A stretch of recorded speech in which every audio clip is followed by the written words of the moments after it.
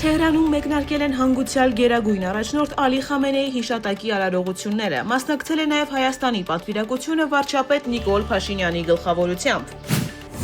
Ֆիդանին հետաքրքրել է Մոսկվայի դիրքորոշումը Կովկասում ընթացող խաղաղության գործընթացի հարցում։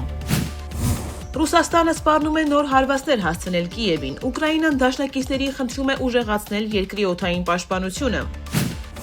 Իսրայել կացը հայտարարել է Իրանի հետ ինքնուրույն պատերազմելու պատրաստակամության մասին։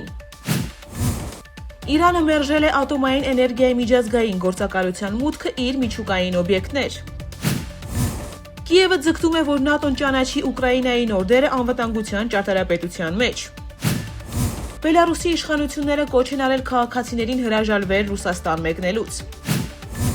Վենեսուելայի երկրաշարժի զոհերի թիվը անցել է 2500-ը։ Ֆրանսիայում անտառային հրդեհների պատճառով տարհանվել է գրեթե 3000 մարդ։